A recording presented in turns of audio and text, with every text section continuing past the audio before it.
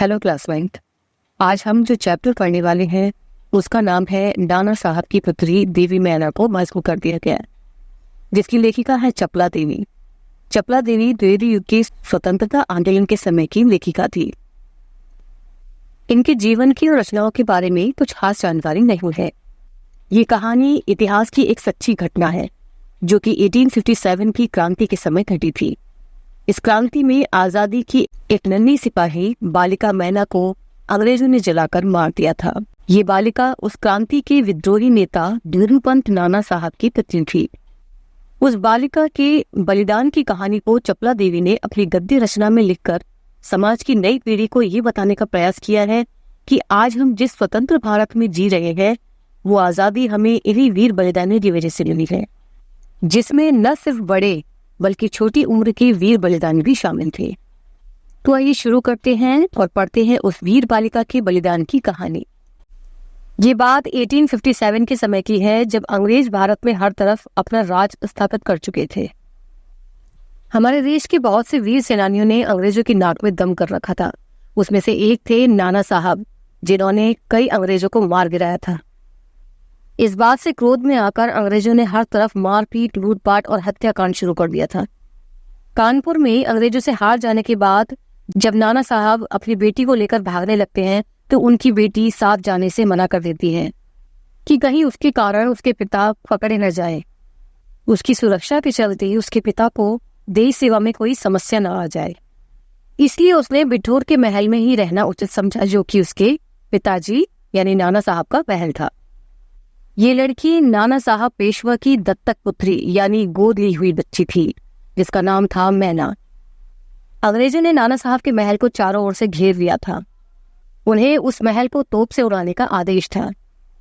वो बच्ची सामने आकर अंग्रेजों से उस महल को छोड़ देने की विनती करती है, जिसे देखकर अंग्रेजों के सेनापति जनरल हे को उस बच्ची पर थोड़ी दया आ जाती है। उस बच्ची के याद दिलाने पर जनरल हे पहचान जाता है कि ये और कोई नहीं, नाना साहब की बेटी मैना थी। जनरल हे की बेटी मैरी और मैना आपस में बचपन में बहुत गहरे दोस्त थे, लेकिन ब्रिटिश अफसर जनरल ऑट्रम को उस पर जरा भी दया नहीं आती है। उसके कहने पर अंग्रेजी सेना नाना साहब के महल में जितनी भी संपत्ति थी उसे लूट लेते हैं और वो बच्ची उस महल के किसी गुप्त स्थान में छुप जाती है।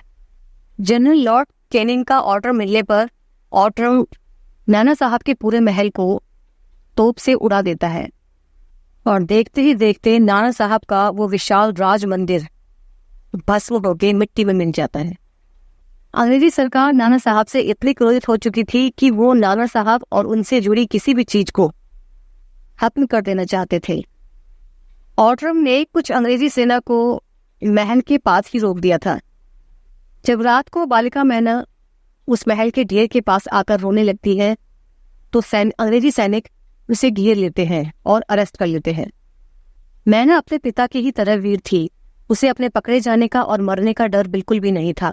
वो बस वहां बैठकर कुछ देर रोना चाहती थी, लेकिन जनरल ऑट्रम उसकी एक नहीं सुनता और उसे ले जाकर कानपुर किले में कैद कर देता है। ऑट्रम ने मैना से नाना साहब के बारे में और क्रांति की गुप्त जानकारी जाननी चाहिए, लेकिन मैना ने अपना मुंह बिल्कुल भी नहीं खोला। ऑट्रम ने मैना को जिंदा जलाने की धमकी भी दी, लेकिन मैना एक क्रांतिकारी की बेटी थी जो मृत्यु से नहीं डरती थी। मैना को देखकर ऑट्रम गुस्से से आग बबूला हो जाता है और उसे जिंदा जलाने का आदेश दे देता है।